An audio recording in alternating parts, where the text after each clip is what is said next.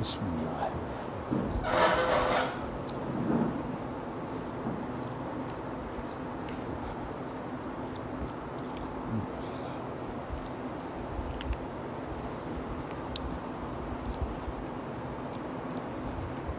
بسم اللہ الرحمن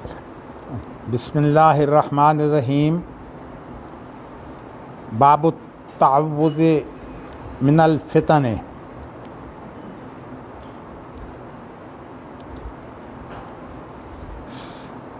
فتنوں سے بچنے کے لیے اللہ سے دعا کرنی چاہیے. حدثنا معاذ بن فضالة حدثنا هشام عن قتادة عن انس رضی اللہ عنہ قال سأل النبي صلی اللہ علیہ وسلم حتى احفوه بالمسألة حتى احفوه بالمسألة فصعد النبي صلی اللہ علیہ وسلم ذات يوم المنبر فقال لا تسألوني عن شيء إلا بينت لكم فجعلت أنظر يمينا وشمالا فإذا كل رجل رأسه في ثوبه يبكي.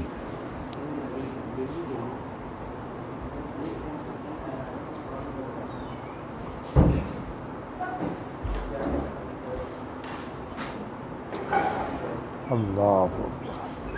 فانشا رجل کان اذا لاحا یدعا الى غیر ابیہ فقال یا نبی اللہ من ابی فقال ابوک حذافہ ثم انشا عمر فقال رضینا باللہ ربا وبالاسلام دینا وبمحمد رسولا نعوذ باللہ من سوء الفتن فقال النبی صلی اللہ علیہ وسلم ما رأیت فی الخیر والشر کالیوم قط انہ صورت لی الجنۃ والنار حتی رأیتہما دون الحائط. قال قتادة يذكر هذا الحديث عند هذه الآية يا أيها الذين آمنوا لا تسألوا عن أشياء إن تبد لكم تسؤكم. وقال عباس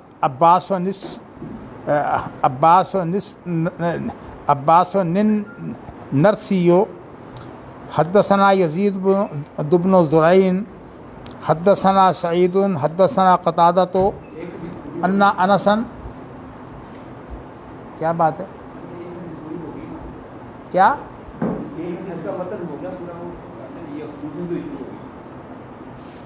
نہیں یہ ماشاء اللہ تعارف الفتنہ تو دونوں حدیثیں ہو گئی تھی کل.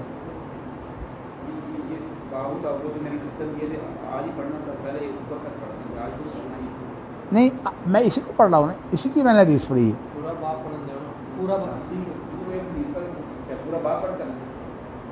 جی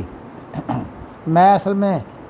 حدیث اگر یہ اصل میں اسی سے متعلقہ حدیث ہے, اسی میں اس کو پڑھ رہا ہوں. حدثنا یزید بن زرعین حدثنا سعید حدثنا قتادۃ ان انسا حدثهم ان نبی اللہ صلی اللہ علیہ وسلم بہذا وقال كل رجل لاف رأسه في ثوبه يبكي وقال أعوذ بالله من سوء الفتن أو قال أعوذ بالله من سوء الفتن. وقال لي خلیفہ حدثنا یزید بن زريع حدثنا سعید ومعتمر عن ابیہ عن قتادہ ان انسا حدثهم عن النبی صلی اللہ علیہ وسلم بهذا وقال عائذا باللہ من شر الفتن. یہ اصل میں ایک ہی حدیث ہے اور اس کے بعض پہلوؤں کی وضاحت جو ہے وہ حدیث کے راوی خود کر رہے ہیں، لیکن پہلے میں اس کا ذرا مفہوم آپ کے سامنے پیش کر دوں. حضرت انس رضی اللہ تعالیٰ عنہ سے روایت ہے، وہ کہتے ہیں کہ نبی اکرم صلی اللہ علیہ وسلم سے لوگ بہت سوال کرتے تھے، حتیٰ احفوہ، سوالات اتنے بڑھ گئے کہ انہوں نے اس کے اندر مبالغہ شروع کر دی. یعنی بعض چیزیں ایسی ہوتی ہیں جن کی ضرورت نہیں ہوتی اور یہ ہے کہ اس میں مبالغہ شروع ہو جاتا ہے. مثال کے طور پر کوئی آدمی اگر کسی کا بیٹا ہے، جب تک اس کی ماں کا کوئی ایسا معاملہ جو لیان کی صورت میں نہ ہوا ہو، اس وقت تک کوئی عورت جو ہے وہ اس بیٹے کے بارے میں وہ مرد جو ہے انکار نہیں کر سکتا کہ یہ میرا بیٹا ہے. یعنی اتنی بات کافی ہے کہ لیان نہیں ہوا تو اس لیے یہ اس کا بیٹا ہے. اس لیے جو کسی کے بستر پر پیدا ہوتا ہے، بستر سے مراد آپ سمجھتے ہیں کہ جو انسان کا کنٹرول ہوتا ہے، جو کسی کے بستر پر پیدا ہوتا ہے وہی اس کا بیٹا ہوتا ہے. تو اب دیکھیے نا، ایسی چیزوں کے بارے میں نبی اکرم صلی اللہ علیہ وسلم کے بارے میں سوال کرنا، شاید دیکھیے بعض لوگ حساس ہوتے ہیں اور بعض لوگ حساس نہیں ہوتے. تو نبی اکرم صلی اللہ علیہ وسلم نے جو ہے ان کی تربیت کے لیے ایک دن جو ہے وہ آپ ممبر پر چڑھے اور آپ نے یہ فرمایا، لا تسألونی عن شیئن. یہ میں نے نون کی شد اس لیے پڑھی ہے کہ میں نے مضارع کا صیغہ بنا دیا ہے. تم مجھ سے کسی چیز کے بارے میں کوئی سوال نہیں کرو گے،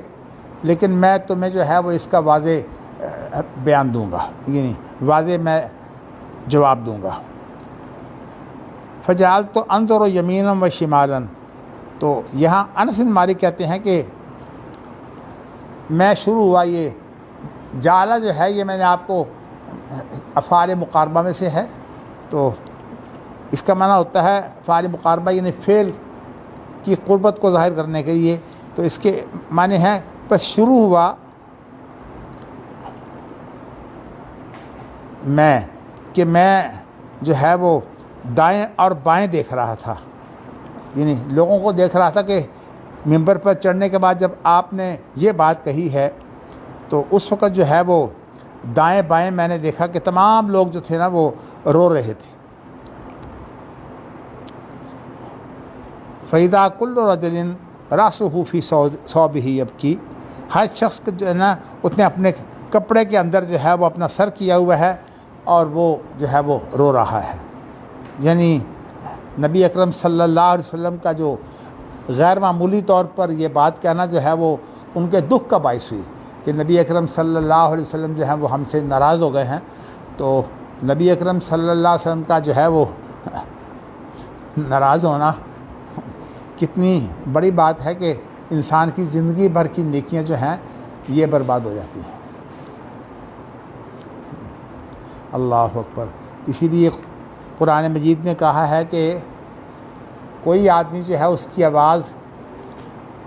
نبی اکرم صلی اللہ علیہ وسلم کی آواز سے بلند نہیں ہونی چاہیے.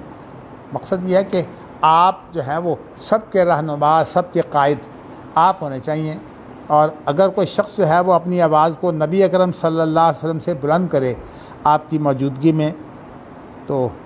اس بات کا خطرہ ہے کہ انتہا بتا اعمالکم وانتم لا تشعرون، کہ تمہیں پتہ بھی نہ ہو اور تمہاری زندگی کے پورے جو نیکیاں ہیں وہ برباد ہو جائیں۔ اس لیے نبی اکرم صلی اللہ علیہ وسلم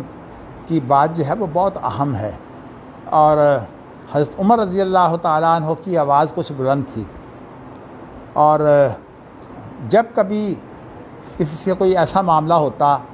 تو چونکہ حضرت عمر کی آواز بلند تھی تو اس لیے حضرت عمر جو ہے وہ بہت اس بات سے ڈرتے تھے کہ میری بلند آواز کی وجہ سے کہیں میری نیکیاں جو ہیں وہ ضائع نہ ہو جائیں، تو اس لیے اس بات کا بڑا دھیان رکھتے تھے کہ نبی اکرم صلی اللہ علیہ وسلم سے ان کی آواز اونچی نہ ہو۔ اب یہ بتائیے کہ نبی اکرم صلی اللہ علیہ وسلم اب تو دنیا سے جا چکے ہیں، اب کیا چیز جو ہے وہ نبی اکرم صلی اللہ علیہ وسلم کی باقی ہے؟ آپ کی نبوت، اور جس طرح آپ نے نبوت کے تابع رہ کر جو ہے وہ حکومت کی ہے، یہ دونوں ہمارے لیے نمونہ ہے۔ نبوت تو اس وجہ سے کہ اس میں ہماری دینی رہنمائی ہے، اور حکومت اس وجہ سے کہ آپ جو ہے وہ حکمران کی حیثیت سے امیر ہوتے ہیں اور امیر کی اطاعت ہونی چاہیے۔ تو اس کے بعد جہاں تک لفظ خلیفہ ہے نا، اس کے بارے میں آپ سمجھ لیں، ویسے تو باتیں لمبی ہیں، اس کے بارے میں آپ سمجھ لیں کہ لفظ خلیفہ جو ہے یہ نبی اکرم صلی اللہ علیہ وسلم کا خلیفہ ہوتا ہے، اور نبی اکرم صلی اللہ علیہ وسلم کا خلیفہ وہ ہوتا ہے جو دین تو آپ کا مانتا ہو، اس لیے کہ خلیفہ وہی ہوتا ہے جو آپ کی نبوت کو جاری اور ساری سمجھے۔ اب جو نبی اکرم صلی اللہ علیہ وسلم کے نائب بنتے ہیں، حقیقت یہ ہے کہ نبی اکرم صلی اللہ علیہ وسلم کا نائب بننے کا معنی یہ ہے کہ آپ جو ہیں وہ ان کی نبوت ختم ہو گئی، حالانکہ نبی اکرم صلی اللہ علیہ وسلم کی نبوت جو ہے وہ تا قیامت ہے۔ تو اس لیے باریک مفہوم یہی ہے کہ نبی اکرم صلی اللہ علیہ وسلم کا جو ہے وہ نبوت میں کوئی نائب نہیں ہے۔ ہاں، حکمران کی حیثیت سے جو آپ ایک جو تھے وہ منتظم اعلیٰ تھے، امیر تھے، جب آپ کا وصال ہو گیا تو حکمران آپ کی جگہ پر ہوگا، تو اس لیے خلافت جو ہے یہ ہوتی ہے اصل میں نبی کی، لیکن بحیثیت حکمران کے۔ تو اس لیے وہ حکمران جو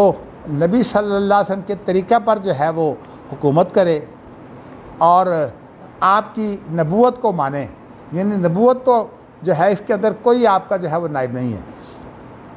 لیکن اتنی بات ہے کہ آپ کے وارث ان معنوں میں ہیں کہ نبی اکرم صلی اللہ علیہ وسلم نے جو باتیں کہی ہیں ان کو لوگوں تک پہنچائیں۔ اب آپ یہ بتائیے کہ جو لوگ نبی اکرم صلی اللہ علیہ وسلم کی باتوں کو تو اہمیت نہیں دیتے، اور جو اپنے افکار ہیں، جو لوگوں کے جو افکار ہیں، نبی اکرم صلی اللہ علیہ وسلم کی حدیث کو دیکھے بغیر جو ہے وہ ان لوگوں کے افکار مان رہے ہیں، حقیقت یہ ہے کہ یہ بہت بڑا خطرہ ہے کہ نبی اکرم صلی اللہ علیہ وسلم جو ہیں وہ ان کی جو ہے وہ تفصیلی زندگی جو ہے وہ سنت اور سیرت میں موجود ہے۔ سنت کا مطالعہ نہ کیا جائے، یہ سنت ہی ہے جو امام بخاری کی کتاب ہے۔ تو یہ ایک طریقہ ان لوگوں کا ہے جو اہل الاثر ہیں، کیا کہ نبی اکرم صلی اللہ علیہ وسلم کی جو باتیں ہیں نا ان کو بیان کر کے جو ہے وہ اصل میں سمجھتے ہیں کہ یہی سالم طریقہ ہے، اس لیے کہ نبی اکرم صلی اللہ علیہ وسلم کی بات کو بیان کرتے ہوئے جو ہے ایک ایک چیز کا جو ہے خیال رکھا جاتا ہے۔ آپ دیکھ رہے ہیں امام بخاری کس طرح جو ہے وہ ایک نئی حدیث لائیں گے لیکن اس کا کوئی مقصد ہوگا، نیا باب باندھیں گے اس کا کوئی مقصد ہوگا۔ تو امام بخاری جو ہیں یہ اللہ تعالیٰ نے جب کسی سے کام لینا ہوتا ہے تو اللہ کام لے لیتے ہیں۔ جیسے آپ دیکھیے، کہنے کو تو قرآن مجید بھی جو ہے وہ صحابہ نے جمع کیا ہے، یعنی حضرت ابوبکر صدیق کے دور سے جمع ہونا شروع ہوا اور حضرت عثمان کے دور میں جو ہے قرآن مجید جمع ہو گیا، تو رسم الخط جو ہے وہ بھی حضرت عثمان کا ہے۔ تو اسی لیے اس کو یہ کہتے ہیں کہ رسم عثمانی، یعنی اس کا جو لکھنے کا طریقہ ہے اور اس کے اندر جو پڑھنے کے اندر وقف ہوتا ہے، کہیں وقف کرنا ہے کہیں نہیں کرنا، اس کے بارے میں جو ہے وہ صورتحال تو ایسی ہی ہے، لیکن ہمارے قاری حضرات جو ہے نا وہ ابتدا اور وقف جو ہے اس کی اہمیت جو ہے ان کے نزدیک نہیں ہوتی، کہتے ہیں جہاں سانس ٹوٹ جائے وقف کر لو۔ یہ بات درست نہیں ہے، دراصل یہ ایک گفتگو ہے، اس گفتگو کے اندر جو ہے وہ جو ٹھہرنے کا اور کسی بات کو جاری رکھنے کا جو طریقہ ہوتا ہے، اس کے اندر ایک بات کہاں سے شروع ہوتی ہے اور کہاں جو ہے وہ رکتی ہے، یعنی وقف ہوتا ہے، یہ چیزیں بڑی اہم ہیں۔ تو اس لیے قرآن کے اندر بھی اور احادیث کے اندر بھی جب کوئی بات ہو رہی ہو تو اس انداز سے اگر آپ جو ہے وہ حدیث کا مفہوم پیش کر سکیں کہ جس طرح کہ دوسرے شخص کے اندر جو ہے پوری طرح بات جو ہے وہ اندر تک اسے پہنچ جائے، تو اسی لیے نبی اکرم صلی اللہ علیہ وسلم کی یہ ذمہ داری بتائی ہے، وما علینا وما علیک الا البلاغ، اور یہ بھی ہے وما علینا الا البلاغ المبین۔ ہماری ذمہ داری ہے کہ ہم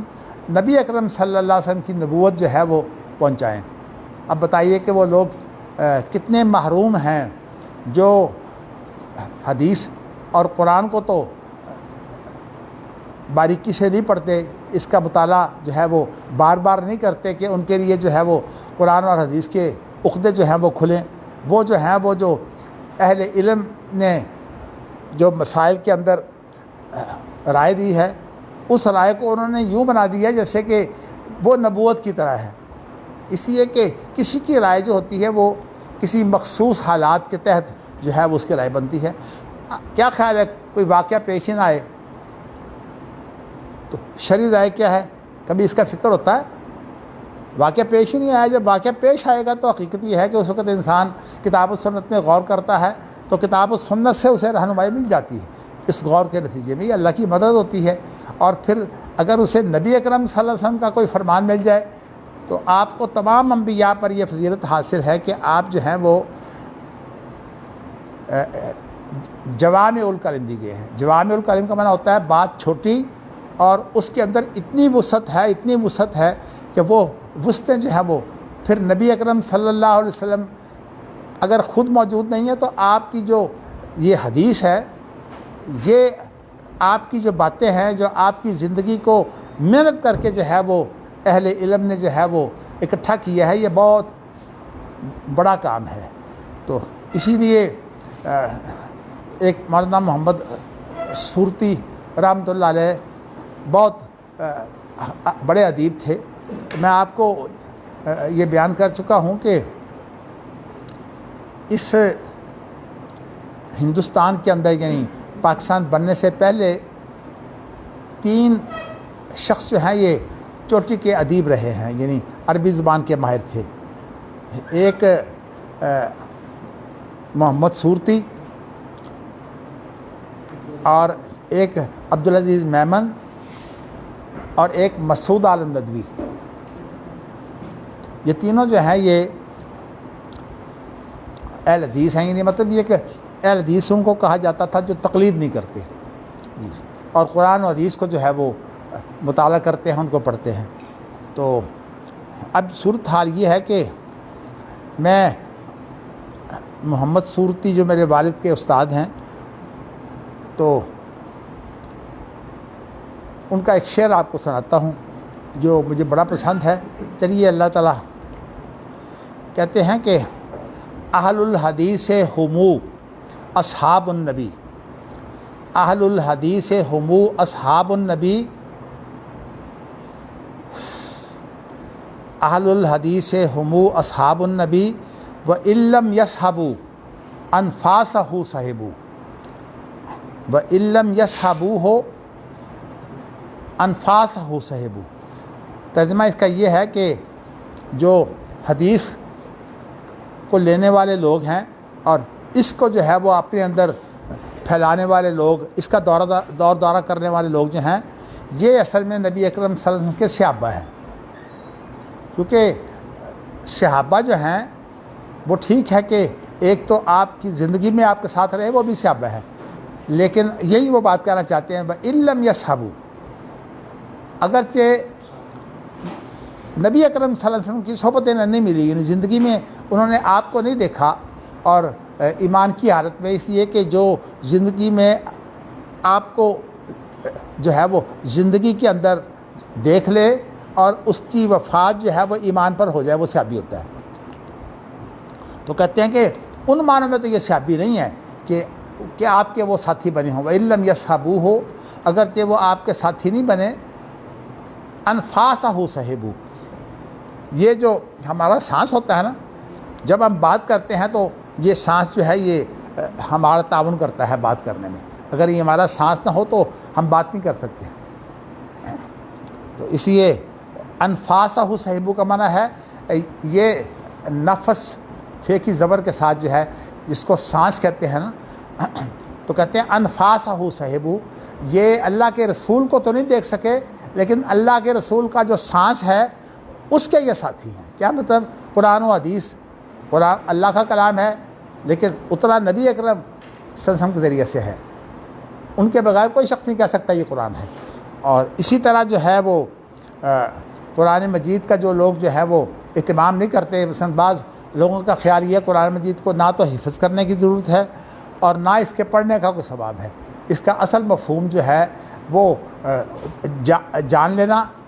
بس یہی جو ہے قرآن مجید کو ماننا ہے. یہ غامدی کی باتیں ہیں یہ. تو اللہ تعالیٰ اسے ہدایت دے کہ قرآن مجید جو ہے، میں نے آپ کو بتایا تھا کہ اس کے وہ حروف جن کا معنی کسی کو اللہ کے رسول نے نہیں بتایا، اگر وہ حروف انسان پڑھے تو اس کی بھی نیکیاں جو ہیں ایک ایک حرف کی 10 نیکیاں ہیں. اور اگر اس کا معنی ہو تو پھر معنی جاننے کی وجہ سے اس کی نیکیاں بہت بڑھ جاتی ہیں. آپ کو میں نے بتایا تھا کہ تمام چیزوں پر لعنت ہے لیکن جو عالم ہے اور متعلم ہے، سکھانے والا اور سیکھنے والا، ان کے اوپر لعنت نہیں ہے، بلکہ ان کی فضیلت اتنی زیادہ ہے کہ جو قرآن و حدیث پڑھاتا ہے اس کی شان یہ ہے کہ وہ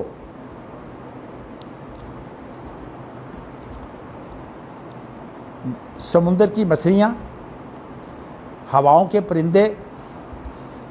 یہ جو ہے وہ اور اللہ کے فرشتے تمام جو ہے وہ اس کے لیے دعائیں کرتے ہیں. اس لیے کہ قرآن مجید پڑھنا اتنا بڑا عمل ہے کہ اللہ سے گفتگو کے برابر یہ عمل ہے، جیسے انسان اللہ سے گفتگو کر رہا ہے. اس لیے قرآن مجید کو جو ہے وہ بہت اہتمام سے جو ہے پڑھنا چاہیے اور اس کو چھوڑنا نہیں چاہیے. چلیے اب دیکھیے نا جی، امام بخاری نے کیا اہتمام کیا کہ نبی اکرم صلی اللہ علیہ وسلم کی جو باتیں ہیں نا ان کو جو ہے وہ کمی بیشی نہ ہونے دیں، بالکل صحیح جو ہے وہ ان کو بیان کر دیں. آپ آ جائیں نا، وہاں آ جائیں، بیٹھنا ہے وہاں آ جائیں، وہ کرسی ہے نا ماشاء اللہ.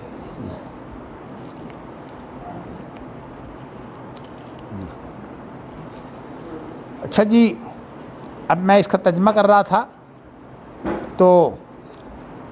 فَأَنْشَأَ رَجُلٌ، تو انشا کا معنی ہوتا ہے کسی بات کو شروع کرنا. انشا رجل، ایک آدمی نے بات شروع کی. کانا اذا لاہا، کانا الہا، اس سے جب جو ہے وہ کوئی جھگڑا ہو جاتا کسی کا، اس کے ساتھ اگر کوئی جھگڑا ہو جاتا تو یدعا الی غیر ابیہ، لوگ کہتے کہ تو حلال کا نہیں ہے، اسے منسوب کرتے اس کے باپ کے علاوہ کسی اور کی طرف. یدعا الی غیر ابیہ، یعنی باپ کے علاوہ کہتا ہے تو حرام کا ہے. اب وہ بڑا پریشان تھا، لیکن بات یہ ہے کہ جو چیز واضح ہو اس کے بارے میں اللہ کے رسول سے پوچھنا یہ بیکار بات ہے. جس ماں نے جنم دیا ہے اس کے، اور وہ ماں جو ہے تمہارے باپ کے گھر بستی ہے، اس کی ساری جو جنم لینے والی وہاں کی اولاد ہے وہ اس باپ کی ہوتی ہے. تک اگر لونڈی جو ہے وہ بچے کو جنم دے تو وہ بھی اسی کا ہوتا ہے. اچھا جی، لاہا کا منع جھگڑا کرنا. یا نبی اللہ ہے، تو اس نے کہا کہ اللہ کے نبی صلی اللہ علیہ وسلم، من ابی، میرا باپ کون ہے؟ فقال، آپ نے فرمایا ابو کا حذیفہ، تمہارا باپ حذیفہ ہے. یعنی آپ نے جو ہے وہ جو بات عرف میں تھی اسی کی تصدیق کی. ثم انشا عمر، اب حضرت عمر رضی اللہ تعالیٰ عنہ جو ہے وہ اللہ کے رسول کے آپ یوں سمجھیے کہ رازدان تھے. تو نبی انہوں نے کیا کام کیا کہ جب دیکھا نا اللہ کے رسول غصے میں ہے اور ایک شخص نے جو ہے اس طرح کا سوال بھی کر دیا ہے، تو یہ نبی اکرم صلی اللہ علیہ وسلم کے غصے کو مزید بڑھانے کے لیے ہے، تو وہ شروع ہوئے حضرت عمر، تو انہوں نے یہ کلمے کہنے شروع کر دیے، رضینا باللہ ربم و بالاسلام دینا و بمحمد رسولہ۔ حضرت عمر رضی اللہ تعالیٰ عنہ کے ساتھ کئی واقعات ایسے گزرے ہیں کہ جب وہ نبی اکرم صلی اللہ علیہ وسلم کو ناراض دیکھتے تو یہ کلمے پڑھتے۔ آپ کو یاد ہے کہ جب نبی اکرم صلی اللہ علیہ وسلم نے جو ہے یہ پوچھا تھا نا کہ حضرت عمر نے کہا تھا کہ اللہ کے رسول آپ مجھے سب سے پیارے ہیں مگر میری جان جو ہے وہ مجھے زیادہ پیاری معلوم ہوتی ہے، تو نبی اکرم صلی اللہ علیہ وسلم فرمایا کہ عمر پھر ایمان کوئی نہیں ہے۔ کانپ گئے، کہنے لگے نہیں اللہ کے رسول آپ میری جان بھی آپ اپنی جان سے بھی زیادہ پیارے ہیں۔ تو اس لیے میں اس وقت بھی ایک موقع آیا تھا جب کہ آپ تورات پڑھ رہے تھے حضرت عمر، تو نبی اکرم صلی اللہ علیہ وسلم جو ہے وہ رنجیدہ ہو گئے، تو اس وقت جو ہے وہ یہ کلمے جو ہے وہ پڑھنے شروع ہوئے تھے۔ رضینا ابو بکر صدیق بھی اور ان کے ساتھ میں خیال میں عمر بھی تھے، تو یہ ہے کہ یہ کلمے رضینا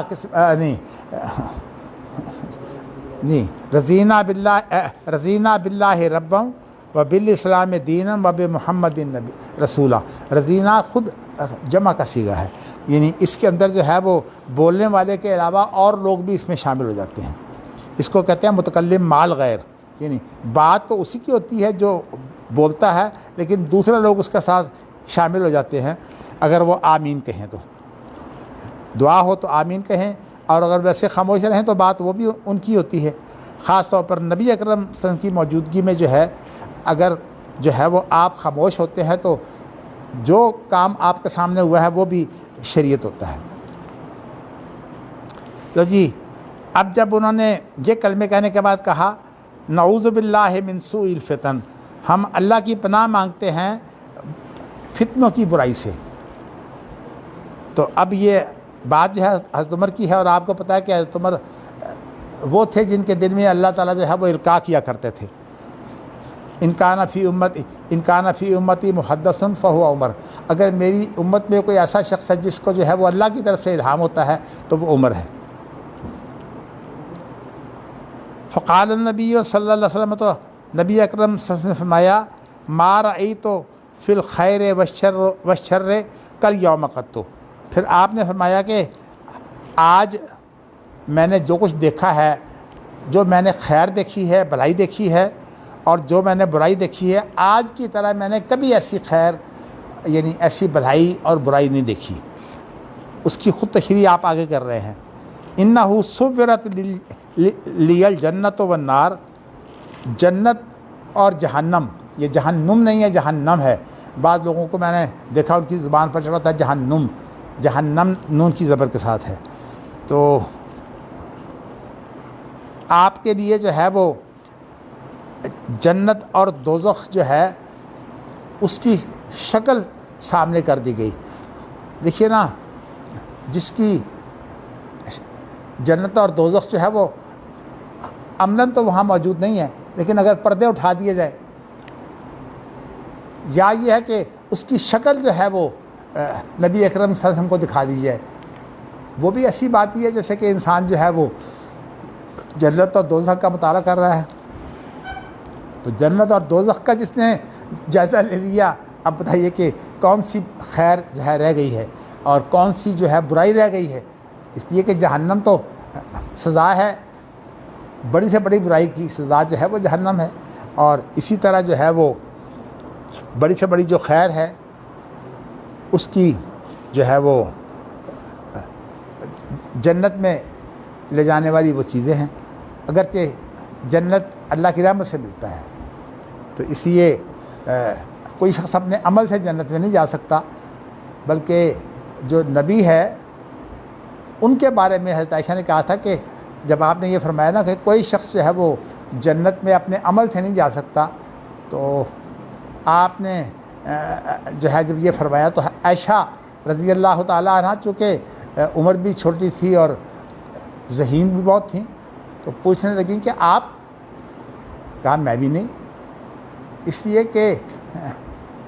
اعملوا آل داؤد شکرا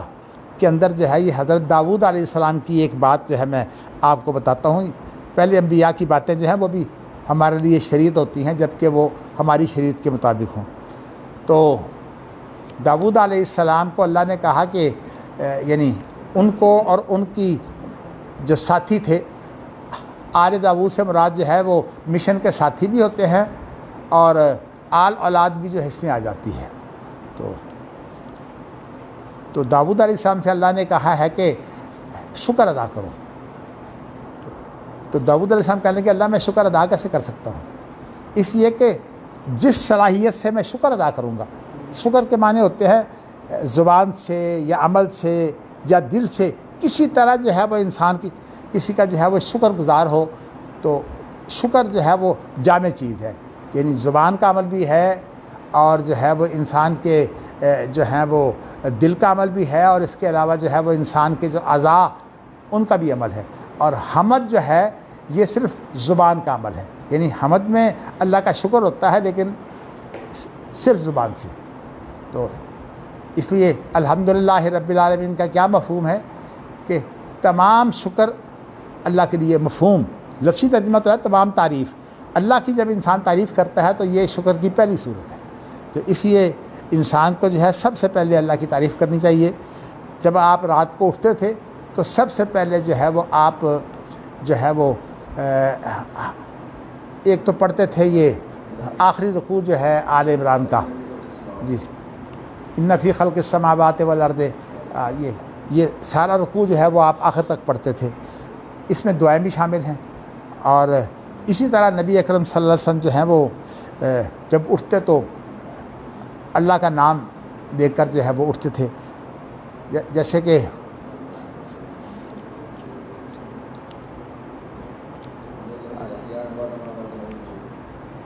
ہاں جی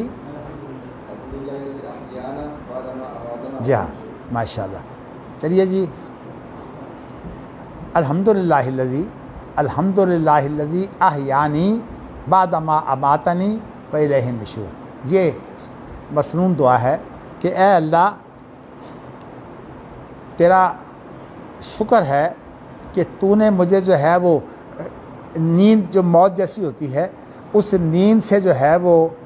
تو نے مجھے بیداری دی ہے۔ اس لیے کہ جب انسان سو جاتا ہے تو یہ موت جیسی اس لیے ہوتی ہے کہ سوئے ہوئے آدمی کا جو عمل ہے نا وہ اس کے لیے برائی نہیں بنتا کبھی۔ خدا نہ خواستہ اگر سوئے ہوئے ہونے کی حالت میں، جیسے کہ بعض واقعات جو ہیں وہ ایسے سنے گئے ہیں کہ ماں زیادہ تھکی ہو تو چھوٹا بچہ جو ہوتا ہے وہ اصل میں ماں کے ہمیشہ ساتھ لگا ہوتا ہے، اس لیے کہ جب سے یہ ماں کے پیٹ سے باہر آتا ہے نا تو ماں کی گود اسے یوں معلوم ہوتی ہے جیسے کہ میں ماں کی پیٹ میں تھا، بڑے سکون میں ہوتا ہے۔ تو اس لیے کئی واقعات ایسے ہوئے ہیں کہ ماں جو ہے وہ سوئے ہوئے چھوٹے بچے کے اوپر جو ہے وہ چڑھ گئی، بیچارے اندر جان تو ہوتی کوئی نہیں، اسی طرح ختم ہو گیا۔ اللہ اکبر اللہ اکبر۔ ویسے تو ہمارے چونکہ گھر میں ایسا واقعہ ہوا ہے اس لیے بتا دیتا ہوں کہ اس لیے کہ میں ان سے محبت کرتا ہوں۔ میرے ہمدرس تھے مولانا عبدالوکیل علوی، جو بات ان کا تو اوڑھنا بچھونا مولانا مودودی ہی تھے، لیکن بہر صورت جس کام کی بھی انہوں نے کوشش کی ہے، مولانا مودودی کی خدمت انہوں نے، ان کا جو کام ہے نا تلاش کر کر کے جو ہے وہ حدیث کے بارے میں وہ بھی انہوں نے اکٹھا کیا ہے، اور سیرت کے بارے میں بھی انہوں نے اکٹھا کیا ہے نعیم صدیقی صاحب کی نگرانی میں۔ تو بتانا ہی چاہتا ہوں کہ ایسا واقعہ ہمارے گھر میں ہوا کہ ان کا ایک بیٹا تھا، ویسے ماشاءاللہ ان کے بچے بھی 10 تھے، تو ان کا ایک بیٹا تھا جو اس طرح جو ہے وہ دب کر جو ہے فوت ہو گیا تھا۔ وہ ایسا تھا کہ پتہ نہیں چلا، اس کے اوپر اتنے کپڑے ڈال دیے گئے۔ بچے کی اصل میں بہت کمزور جان ہوتی ہے، اس لیے وہ پھولوں کی طرح رکھا جاتا ہے، اور یہ اللہ تعالیٰ نے ماں کی طبیعت بنائی ہے کہ وہ پھولوں کی طرح بچے کو رکھے۔ باپ جو ہے وہ اس کی طبیعت جو ہے وہ ماں جیسی نہیں ہوتی، اس کی طبیعت ظاہر ہے مردانہ پن کے اندر تو انسان کا انحصار جو ہے وہ قوت پر ہوتا ہے، لیکن ماں جو ہے اس کے متعلق یہی ہے کہ وہ بہت نازک ہوتی ہے، اسی لیے جو نازک چیز ہوتی ہے وہ زیور بھی پہنتی ہے۔ قرآن مجید میں عورت کے بارے میں یعنی یہ اس طرح ذکر کیا، اوا من ینشأ فی الحلیۃ وہو فی الخصام غیر مبین، کیا جو زیور میں پلتی ہے، کیا مطلب؟ آپ کو پتہ ہے کہ عورت جو ہے وہ زیور پہن کر جو ہے وہ بڑی خوش ہوتی ہے۔ اللہ نے اس کا مزاج بنایا ہے کہ اس کے اندر اچھا کہ بچیاں ہوتی ہیں چھوٹی، وہ زیور پہن لیں تو بڑی خوش ہوتی ہیں کہ آج ہم نے زیور پہنا ہوا ہے۔ تو اس لیے نبی اکرم صلی اللہ علیہ وسلم جو ہیں حضرت عائشہ کا خاص خیال رکھتے تھے، تاکہ جو ان کی گڑیاں تھیں ان کا بھی نبی اکرم صلی اللہ علیہ وسلم دھیان رکھتے، اور خود اگر آپ کام میں مصروف ہوتے تو ہمسائیاں جو لڑکیاں تھیں ان کو بلا لیتے اور کہتے کہ عائشہ سے کھیلو۔ میں نے آپ کو جو ہے وہ ایک وعدہ کیا ہوا ہے، لیکن انشاءاللہ کسی وقت تصویر کے بارے میں، چونکہ اس کا تعلق بھی اس واقعہ کا بھی ہے، تصویر سے ایک تعلق ہے، اس لیے میں نے آپ کو کہا کسی وقت میں وضاحت کروں گا انشاءاللہ۔ اچھا جی، آپ نے جو ہے وہ اس حدیث کا مفہوم سمجھ لیا ہے۔ اب دیکھیے کچھ اضافی باتیں ہیں۔ قتادہ جو ہے یہ تابعی ہیں، تو قتادہ یہ کہتے ہیں کہ یذکر ھذا الحدیث عند ھذہ الآیہ یا ایھا الذین آمنوا لا تسألوا عن اشیاء ان تبد لکم تسؤکم، کہ اس حدیث کا جو ذکر ہے نا وہ اس آیت کے موقع پر کیا جاتا ہے۔ یہ بتایا ہے کہ نبی اکرم صلی اللہ علیہ وسلم کی جو زندگی ہے نا وہ حقیقت میں قرآن مجید ہی ہے، یعنی چلتا پھرتا قرآن مجید ہے۔ تو آپ کا یہ فرمان جو ہے یہ آپ کا عمل بھی تھا، یعنی اے ایمان والو لا تسألوا عن اشیاء، ان چیزوں کے بارے میں نہ پوچھو، ان تبد لکم تسؤکم، کہ اگر وہ تمہارے لیے ظاہر ہو جائیں تو تمہیں بری لگیں۔ اب دیکھیں نا، ایک بات ہے کہ اس شخص نے یہ تو پوچھا کہ میرا باپ کون ہے، خدا نہ خاصا کا جواب یہ آ جاتا کہ تمہارا باپ تو فلاں ہے، اس لیے کہ نبی اکرم صلی اللہ علیہ وسلم نے جواب تو صحیح دینا تھا۔ کوئی ایسا واقعہ ہو بھی سکتا ہے، اس لیے کہ عورت کا جو مسئلہ ہے وہ کافی نازک ہے، تو اس لیے یہ غلطیاں جو ہیں وہ عورتوں سے ہو جاتی ہیں، لیکن توبہ کر لے پھر سب کچھ معاف کر دیتے ہیں۔ اگرچہ نیک عورتیں جو ہیں ان کا پیار نیک خامدوں سے ہوتا ہے، اسی لیے جو بری عورتیں ہیں ان کا بروں سے پیار ہوتا ہے۔ الخبیثات للخبیثین والخبیثون للخبیثات والطیبات للطیبین والطیبون للطیبات، یہ حضرت عائشہ کے بارے میں بریت اتری ہے۔ اچھا جی، اب قتادہ نے یہ بیان کیا ہے کہ یعنی اس آیت کے موقع پر لوگ ذکر کرتے ہیں، دیکھیں کتنے محتاط ہیں، یہ نہیں کہا اس آیت کی تفسیر یہ ہے کہ لوگ اس آیت کے موقع پر یہ ذکر کرتے ہیں اس حدیث کو۔ اچھا اب آگے چلیے، اب یہ اس سند کے اندر ایک شخص ہے جی،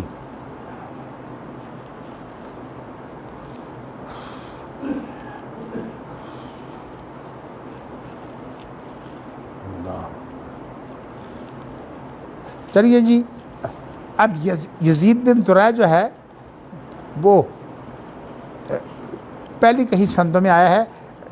تو یہاں جو ہے عباس نرسی بھی نئے آدمی ہے، یزید بن زرع بھی نئے آدمی ہے۔ تو حدثنا سعید حدثنا قتادہ ان انس حدثہم، یعنی عباس نرسی جو ہے وہ یزید بن زرع سے جو ہے وہ یہ بات نقل کر رہا ہے، اور عباس نرسی جو ہے اس کی روایت معلق ہے۔ معلق اس وجہ سے کہ نبی اکرم صلی اللہ علیہ وسلم تک یہ پہنچی ہوئی ہے تو مرفوع، لیکن اس کی سند میں جو ہے وہ ابتدا میں ٹوٹ ہے۔ جو سند ابتدا میں جو ہے وہ پوری نہ ہو تو اس کو بولتے ہیں معلق، اور اگر آخر میں نہ ہو یعنی صحابی نہ ہو تو اس کو بولتے ہیں مرسل۔ یہ مصطلحات الحدیث کی بات میں نے آپ کو بتائی ہے۔ اچھا جی، اب یہ ہے کہ انس نے ان کو حدیث سنائی، گویا کہ یہ روایت معلق ہے۔ میں نے آپ کو بتایا ہے کہ امام بخاری کی وہ تمام روایات جو امام بخاری جو ہیں سیغہ معروف سے بیان کرتے ہیں، وہ تحقیق کے بعد یہی پایا گیا ہے کہ تقریباً تمام کی تمام صحیح ہیں۔ اور جب آپ نے کوئی بات جو ہے وہ ایسی ہو، کسی بھی آدمی نے ایسی بات کرنی ہو کہ نبی اکرم صلی اللہ علیہ وسلم کے بارے میں اسے جو ہے وہ پوری طرح آپ کا فرمان یاد نہ ہو، تو اس کا طریقہ کار یہ ہے کہ محتاط طریقہ یہ ہے کہ وہ صیغہ مجہول سے اس کو بیان کرے۔ تو اسی لیے جو محدثین تھے ان کا طریقہ یہ تھا کہ جب کوئی بات جو ہے وہ صیغہ معروف سے بیان کرتے تو مطلب یہ ہوتا کہ وہ روایت صحیح ہوتی، یعنی یہ کہنا کہ نبی اکرم صلی اللہ علیہ وسلم نے فرمایا یہ بڑی خطرناک بات ہے، تو اس لیے اس کے بارے میں جو ہے وہ بڑی محتاط بات کرنی چاہیے۔ ایسا نہ ہو کہ آپ نے فرمایا کوئی نہ ہو اور ہم باتیں کر رہے ہوں، جیسے کہ میں نے آپ کو ایک حدیث سنائی ہے کہ نبی اکرم صلی اللہ علیہ وسلم تو کہتے ہیں کہ میں اگر فیصلہ کروں تو ضروری نہیں ہے کہ میرا فیصلہ جو ہے وہ دنیا کے معاملے میں جو ہے وہ یہ بتا دے کہ یہ شخص جو ہے اس کا یہ حق ہے۔ زمین کا جھگڑا تھا تو آپ نے فرمایا کہ ایک آدمی جو ہے وہ اپنی دلیل اور گواہی کے اعتبار سے جو ہے وہ اتنا تیز ترار ہوتا ہے کہ وہ ثابت کر دیتا ہے کہ میں جو ہوں حقدار ہوں۔ تو نبی اکرم صلی اللہ علیہ وسلم فیصلہ کر دیں تو وہ یہ نہ سمجھے کہ میرے فیصلے سے وہ اس کا حقدار بن گیا ہے، بلکہ یہ ہے کہ زمین کا جھگڑا تھا تو آپ نے فرمایا ایک بارش زمین بھی اگر اس نے لے لی غلط باتیں کر کے تو وہ یہ سمجھے کہ اس نے جہنم جو ہے وہ اس طرح کہ 7 زمینیں جو ہیں اس کی گردن میں توق کے طور پر ڈال دی جائیں گی۔ یہ اس کی سزا ہے کہ اسے جہنم میں بھی ڈالا جائے گا تو یہ 7 زمینیں بطور توق جو ہے وہ اس کی گردن میں ڈال دی جائیں گی۔ تو باقی اللہ معاف کرنے والا ہے، یہ چیزیں ایسی ہیں جو اللہ معاف کر سکتے ہیں۔ اللہ اکبر اللہ۔ لیکن آپ دیکھیے نا نبی اکرم صلی اللہ علیہ وسلم کے خلاف ایک حدیث، وہ حضرت علی رضی اللہ تعالیٰ عنہ سے یہ بات نقل کی جاتی ہے، اللہ کی یہ بات ثابت نہیں ہے لیکن پہلے آپ سن لیجئے۔ وہ یہ ہے کہ حضرت علی رضی اللہ تعالیٰ عنہ نے جو میاں علی ایک عورت کے بارے میں یہ فیصلہ دیا کہ یہ جو ہے یہ فلاں کی بیوی ہے، اور وہ شخص اتنا تیز ترار تھا، آپ جانتے ہیں، دیکھیں نا جی، اول تو ویسے میں آپ کو بتاؤں کہ عورتیں عدالتوں کے اندر جو ہے وہ اپنے معاملات کے بارے میں زیادہ تیز نہیں ہوتی۔ قرآن مجید کی جو میں نے آپ کو آیت سنائی ہے نا، وَمَن يُنَشَّأُ فِي الْحِلْيَةِ وَهُوَ فِي الْخِصَامِ غَيْرُ مُبِينٍ، خصام ہوتا ہے اصل میں جو جھگڑا ہوتا ہے وہ عدالتوں میں ہوتا ہے، تو عورت جو ہے وہ اس معاملے میں اپنے موقف کو بہت زوردار طریقے سے جو ہے وہ پیش نہیں کر سکتی، یعنی مرد ہمیشہ عورت کی نسبت جو ہے وہ تیز ہوتا ہے، لیکن یہ نہیں، بعض عورتیں جو ہے مردوں سے تیز ہوتی ہیں، لیکن عموماً یہی صورتحال ہے۔ تو اب صورتحال یہ ہے کہ ایک شخص نے جو ہے وہ ثابت کر دیا، اچھا لیکن جس عورت کے بارے میں ثابت کیا وہ عورت وہاں موجود تھی، یعنی جو واقعہ یوں روایت ہوا ہے وہ عورت وہاں موجود تھی، تو جب اس نے اپنا حق ثابت کر دیا اور وہ عورت جو ہے وہ اس کے ساتھ صحیح طرح جو ہے وہ نہیں جیت سکی، تو اب ایسا ہوا کہ وہ عورت کیا کہتی ہے، حضرت علی کے فیصلے کے بعد کہتی ہے اے علی آپ کا فیصلہ جو ہے یہ مجھے منظور ہے، یعنی مطلب ہے آپ اتنی اہم شخصیت ہیں کہ آپ نے جو فیصلہ کیا ہے اس کی نظر میں غلط تھا ویسے فیصلہ، کہتی ہے کہ چونکہ آپ نے کر دیا ہے کہ میں اس کی بیوی ہوں، میں مانتی ہوں میں اس کی بیوی بن جاتی ہوں، لیکن اللہ کے لیے میرا نکاح تو پڑھا دیں، مطلب یہی ہے تو نکاح کے بغیر مجھے جو ہے وہ زبردستی کرتا ہے میرے ساتھ۔ اب یہ جو لفظ ہے کہ میرا نکاح تو پڑھا دیں، اس سے جو ہے وہ اہل الرائے نے کیا مسئلہ نکالا ہے، انہوں نے مسئلہ یہ نکالا ہے کہ اگر جج فیصلہ کر دے تو اس کا فیصلہ جو ہے وہ باطنی طور پر بھی اس کو بیوی بنا دیتا ہے، بڑی غلط بات ہے۔ یعنی اللہ کے رسول کا یہ ارشاد کہ اگر ایک آدمی زمین کا جھگڑا ہو، بتائیے کہ عورت اتنی ہلکی ہے کہ اس کے بارے میں جو ہے کوئی آدمی ثابت کر دے گا یہ میری بیوی ہے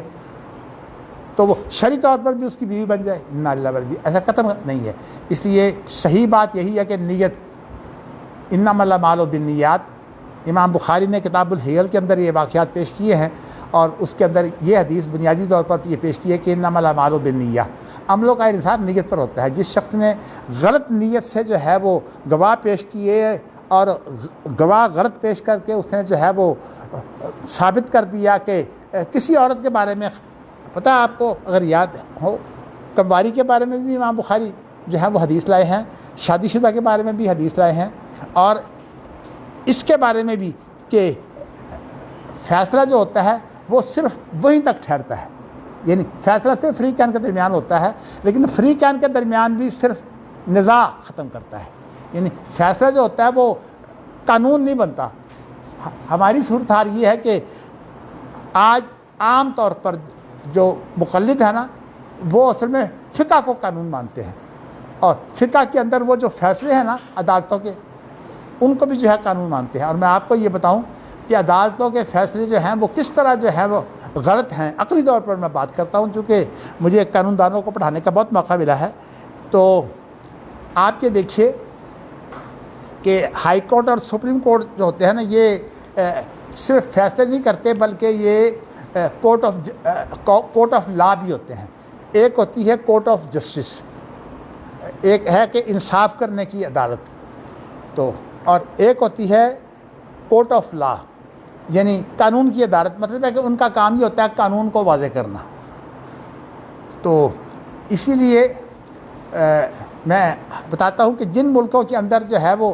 قرآن و حدیث کے علاوہ جو ہے وہ کوئی بناوٹی چیز یعنی یا انسانوں کی سوچی ہوئی چیز وہ فقہ ہو، غلط یا صحیح، دیکھیے نا فقہ صحیح بھی ہو سکتی ہے غلط بھی، اس لیے کہ جو کسی کا اجتہاد ہے اس کے بارے میں کوئی نہیں کہہ سکتا کہ میرا ہر اجتہاد صحیح ہے۔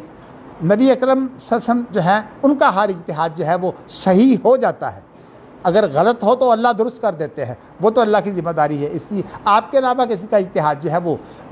معصوم ہے ہی نہیں آپ کے علاوہ۔ اب جو بھی لوگ معصوم بنائے پھرتے ہیں، جیسے میں نے کہا تھا کہ تقلید اصل میں آئی ہے شیعہ سے، تو شیعہ کے اندر چونکہ امام اللہ کے رسول کی اولاد جو ہے ساری معصوم ہے، تو لیکن ہو کون سی اولاد جو امام بن جاتی ہے، یعنی وہ 12 اماموں کو جو ماننے والے ہیں وہ بھی، اور جو 6 اماموں کو ماننے والے ہیں ان کو شش امامی کہتے ہیں، وہ تو اصل میں قرآن مجید کو بھی نہیں مانتے، وہ تو کہتے ہیں کہ بس ہمارا امام جو ہے وہ اللہ ہے۔ تو اس لیے آغا خان کی میں مثال دے سکتا ہوں، یا یہ دو بوری جو ہوتے ہیں، یہ دونوں جو ہیں اسماعیلی ہیں نا، یہ اصل میں اسماعیلی سے مراد یہ ہے کہ امام جعفر صادق کے جو بڑے بھائی تھے نا ان کا نام تھا اسماعیل، اور وہ اپنے باپ کی زندگی میں فوت ہو گئے تھے، تو ان کے بارے میں جو ہے اب یہ عقیدہ رکھا جاتا ہے کہ وہ اصل میں فوت نہیں ہوئے، وہ اللہ سے جا ملے ہیں، تو ان کو جو ہے وہ الہ مانا جاتا ہے۔ تو اس اعتبار سے ان کے ہاں جو ہے وہ بات ہے، میں ملنے کی بات نہیں، ان کی تعبیر یہ ہے کہ اللہ جو ہے وہ ہمارے امام کے اندر اترا ہوتا ہے، اس لیے اگر وہ کسی عورت کے ساتھ بدکاری بھی کر رہا ہو تو وہ بدکاری نہیں ہوتی۔ اب آپ دیکھیے نا کہ آغا خان جو ہے وہ اس کی شادی ہمیشہ غیر مسلموں میں ہوتی ہے، اور جو کچھ بے حیائی جو ہے وہ آغا خان کی بیوی میں ہوتی ہے آپ دیکھتے ہی ہیں، لیکن اس کی عزت اتنی بڑی ہے کہ دنیا کے جتنے بھی سربراہ ہیں جب وہ آغا خان آتا ہے کسی جگہ پر تو اسے صدر کا جو ہے وہ پروٹوکول ملتا ہے، یعنی صدر کی طرح اسے عزت ملتی ہے، سوائے اس کے کہ جس کو اللہ نے ایمان دیا ہو۔ مجھے شارجہ کے حاکم نے یہ بتایا کہ مجھے زید بن سلطان آل نہیان نے کہا کہ آغا خان آ رہا ہے، مجھے کہا تم نے چل رہا ہے۔ اب جو شارجہ کا حاکم ہے دلیر آدمی ہے ویسے ماشاءاللہ، یہ وہ آدمی ہے جس نے علی اعلان کہا ہے کہ ہمارا دستور قرآن مجید ہے۔ چلیے اللہ تعالیٰ اس کو زندگی دے اور اس سے اچھے اچھے کام دے۔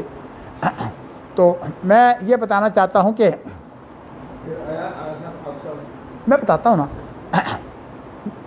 اس کا نام ہے ڈاکٹر سلطان بن محمد القاسمی۔ یہ قواسم جو ہے نا یہ تمام جو ہیں یہ توحید والے ہیں، یہ یہاں بھی ہیں راس الخامہ میں بھی ہیں، تو یہ قواسم جو ہیں یہ حکمران جو ہیں۔ تو اس نے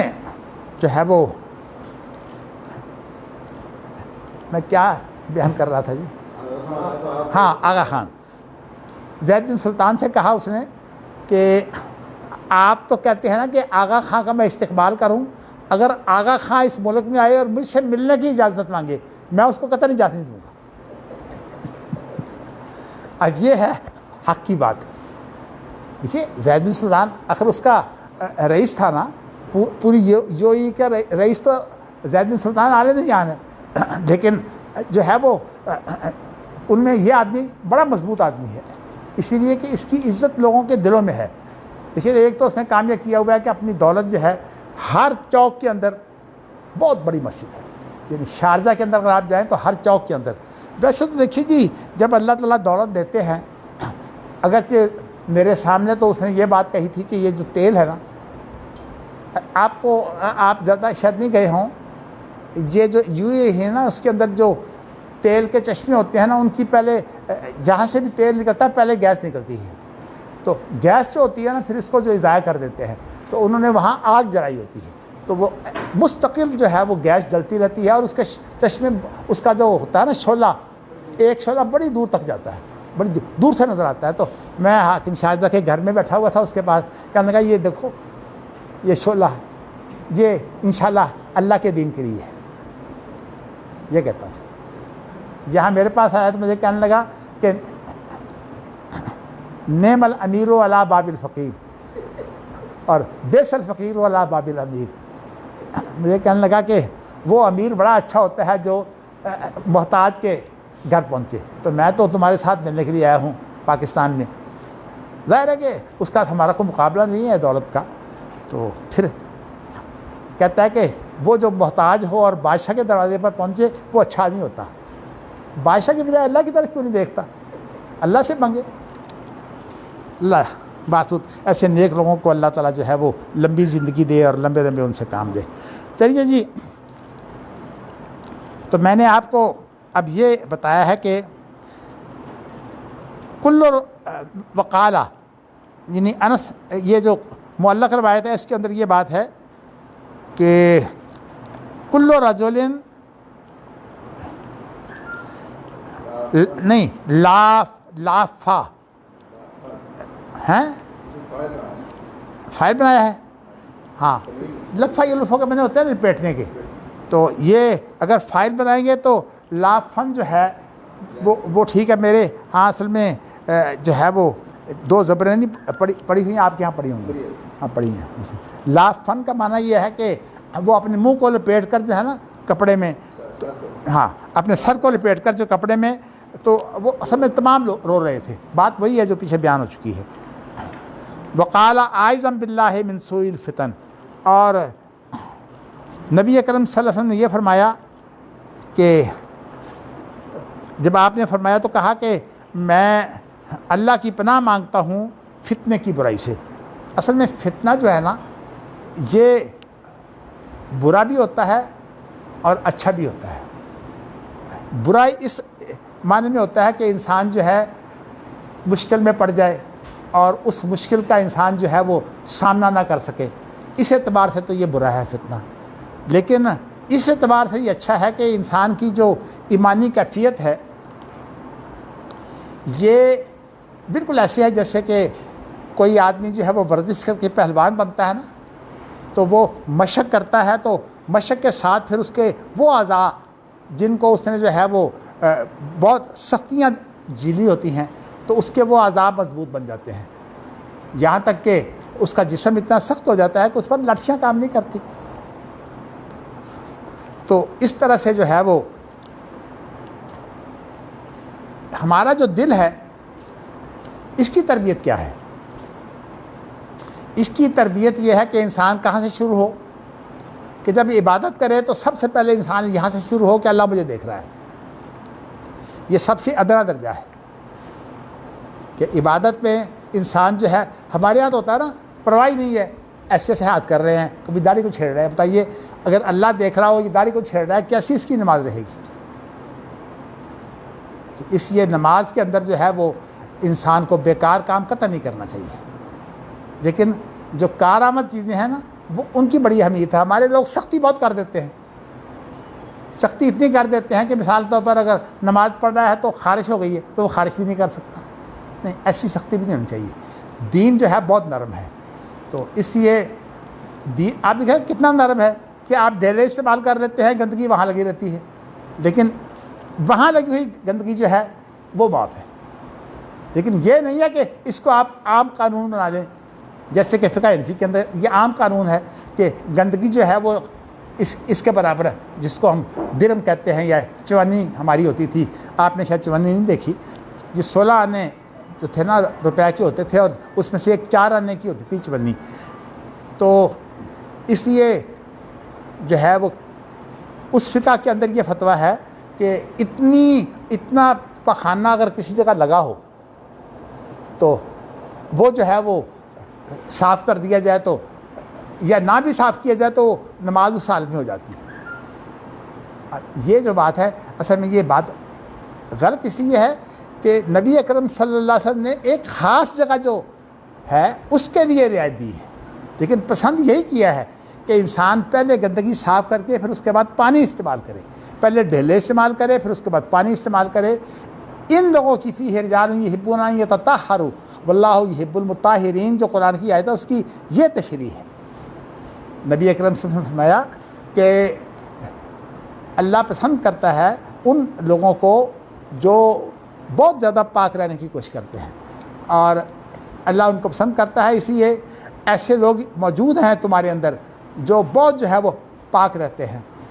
جیسے کہ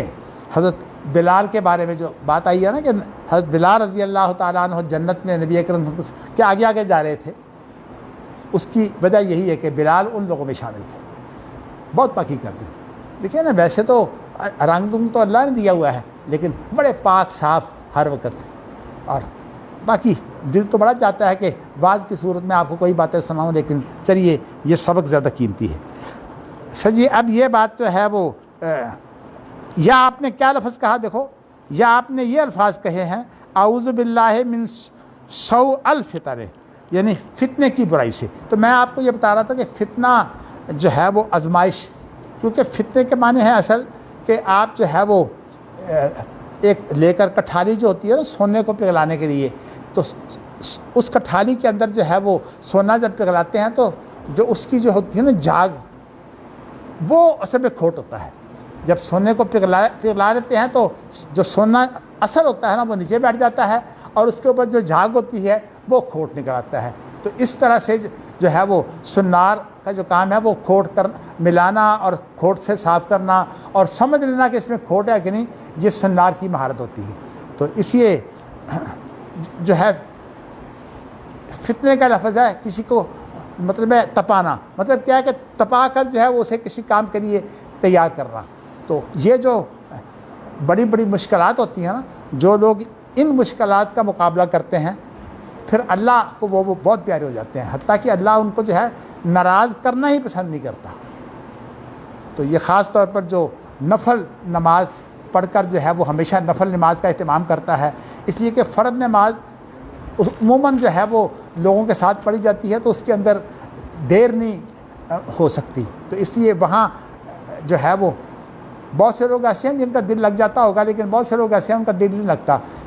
جو چھوٹی نماز پڑھنے والا ہے. تو ہمارے والد ان لوگوں میں شامل تھے، تو جو بیت اللہ میں گئے تو کہتے تھے میرا تو وہاں دل نہیں لگتا، اس لیے کہ امام نماز بہت چھوٹی پڑھتے ہیں. ان کی نماز جو ہے وہ 15 منٹ میں 2 رکعتیں ہوتی تھی. بڑی مشکل میں بیچارے جو تھے وہ. اچھا، تو میں آپ کو یہ بتانا چاہتا ہوں کہ یہ جو ہوتی ہے نا اس طرح کی ریاضت، یہ ہمارے دین میں یہ ہے کہ رات کا آخری حصہ اللہ پکارتے ہیں، اور اللہ یہ صرف واضح کرنے کے لیے، ویسے تو اللہ تعالیٰ ہر ایک کے ساتھ قریب ہے، اتنے قریب ہیں کہ انہیں اللہ کی دسترس میں ہر چیز ہے، لیکن بات یہ ہے کہ یہ بیان کرنے کے لیے تاکہ انسان کے اندر ایک تصور آ جائے، لیکن وہ غلط نہیں ہوتا کہ اللہ جو ہے وہ پہلے آسمان پر اترتے ہیں. کیسے اترتے ہیں ہم اس کی کیفیت نہیں جانتے، لیکن ہم اس لیے مانتے ہیں قرآن مجید نے کہا ہے الرحمن علی العرش استویٰ. تو اس کا پہلے آسمان پر آ کر جو ہے رات کا تیسرا حصہ جو آخری ہے، اللہ پکارتے ہیں کہ کوئی ایسا ہے جو مجھ سے گناہوں کی معافی مانگے، کوئی ایسا ہے جو مجھ سے بیمار ہو تو اپنی بیماری کی شفا مانگے، اور کوئی ایسا ہے جو اس کی کوئی اور حاجت ہو وہ مجھ سے حاجت مانگے. یعنی اس وقت اللہ پکار رہے ہوتے ہیں، اور جب اللہ پکار رہا ہو تو اس وقت دعا کیسے جو ہے وہ رد جا سکتی ہے، سوائے اس کے کہ انسان کا دل جو ہے وہ بھی اللہ سے دور ہو. اور یہ بھی حدیث میں آتا ہے کہ مجھے پتہ نہیں ویسے یہ حدیث جو ہے یہ صحیح ہے کہ نہیں، لیکن شیخ سعدی نے اپنی کتاب میں یہ حدیث جو ہے ذکر کی ہے. وہ یہ ہے کہ حدیث جو شیخ سعدی نے نصیحت کے لیے کتابیں جو لکھی ہیں نا، گلستان بوستان پندنامہ وغیرہ، یہ اصل میں کتابیں جو ہیں وہ شیخ سعدی کی ہیں، چونکہ ہمارے ہاں پہلے فارسی جو تھی یہ سرکاری زبان تھی، اس لیے لوگ فارسی میں ہی پہلے کتابیں پڑھتے تھے، تو عام طور پر جو ہے وہ دینی اداروں کے اندر پہلے یہ پڑھائی جاتی تھی۔ تو گلستہ کے اندر یہ ایک شعر ہے، وہ یہ ہے کہ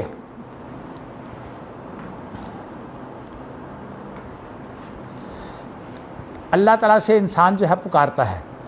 اللہ کو پکارتا ہے اللہ مجھے معاف کر دے، چونکہ وہ بہت گنہگار ہوتا ہے اور ابھی یہ بات اس کے دل سے نہیں نکلتی، تو اللہ ابھی توجہ نہیں کرتے، اور پھر دوبارہ پکارتا ہے اللہ مجھے معاف کر دے، اللہ جو ہے وہ پھر توجہ نہیں کرتے، پھر 6 بار پکارتا ہے اور کہتا ہے اللہ تیرے سوا تو میرا ہے کوئی نہیں۔ اب یہ جو کلمہ ہے نا کہ تیرے سوا میرا کوئی نہیں، اللہ کو بہت ہی پسند ہے، یہ توحید کا کلمہ ہے نا۔ جب یہ کہتا ہے نا اللہ میرا تیرے سوا کوئی نہیں، تو پھر شیخ سعدی نے ایک حدیث ذکر کی ہے عربی زبان میں کہ اللہ کیا کہتے ہیں، اشہدوا یا ملائکتی لقد استحییت من عبدی ولیس لہ غیری۔ تو اللہ اپنے فرشتوں کو گواہ کرتے ہیں، کہتے ہیں کہ میرے فرشتوں تم گواہ بن جاؤ، لقد استحییت من عبدی، اب اس بندے نے ہاتھ میرے سامنے پھیلائے ہوئے ہیں اور کہتا ہے کہ میرا تیرے سوا کوئی نہیں، اس بندے سے مجھے شرم آ رہی ہے، تو میں اس کے ہاتھ خالی واپس نہیں کر سکتا۔ لقد استحییت من عبدی ولیس لہ غیری، اس لیے کہ یہ کہہ رہا ہے کہ میرے سوا اس کا ہے ہی کوئی نہیں، میں کیسے واپس کر دوں؟ تو اس کے لیے بعد میں تو بڑا کچھ پیش کیا جا سکتا ہے، لیکن یہ حدیث جو ہے اس کے فارسی زبان کا شعر بھی مجھے یاد ہے، کرم بین و لطف خدا بندگار، کرم بین و لطف خدا بندگار، گناہ بندہ کردستو شرمسار، یعنی گناہ تو بندہ کرتا ہے، شرم اللہ کو آ رہی ہے، یہ اللہ کا کرم دیکھو۔ چلیے جی، تو یہ حدیث بھی جو ہے وہ ہو گئی، یہ معلق ہے، تائید کے طور پر ہے۔ وقال علی خلیفہ، اور یہاں جو ہے وہ عباس نرسی کی جگہ پر جو ہے وہ نہیں بتاتا ہوں، یہ جی خلیفہ ایک شخص ہے جو ہے، اس نے پھر یہ بھی معلق ہے، خلیفہ جو ہے یہ بھی ثقہ آدمی ہے۔ حدثنا یزید بن ابی زرعین، یہ بھی یزید بن ابی زرع سے جو ہے وہ روایت کر رہا ہے، تو یہ بھی معلق ہے لیکن یہ ہے بطور تاکیدی۔ حدثنا سعید و معتمر عن ابیہ عن قتادہ ان انس حدثهم عن النبی صلی اللہ علیہ وسلم بہذا، بس کوئی الفاظ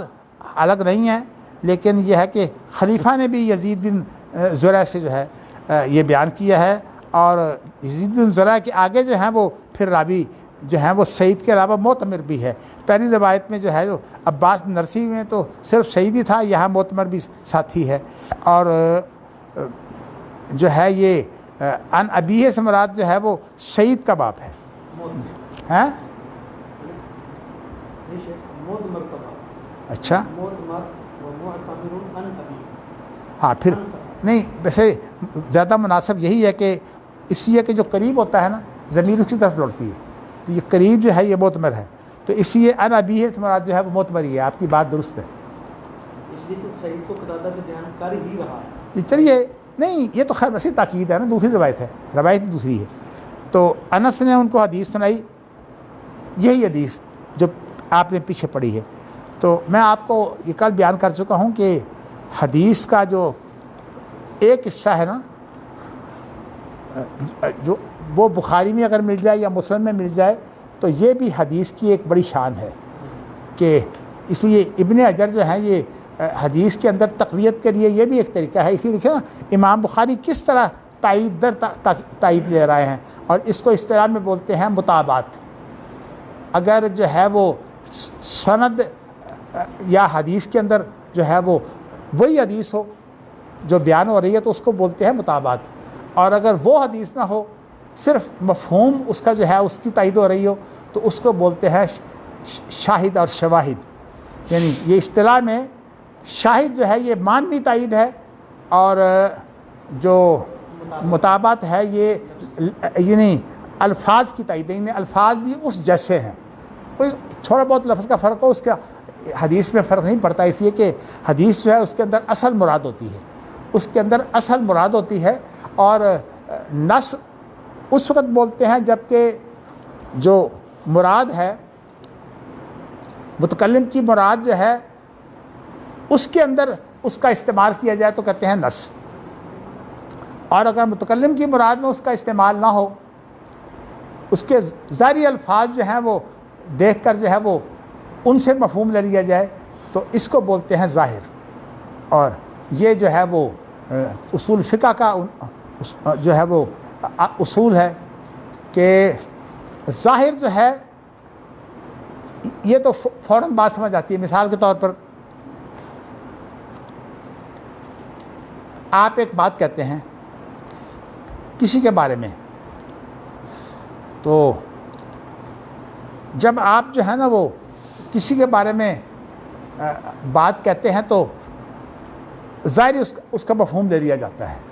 لیکن متکلم نے اس کے وقت کیا اس سے مقصود رکھا ہے،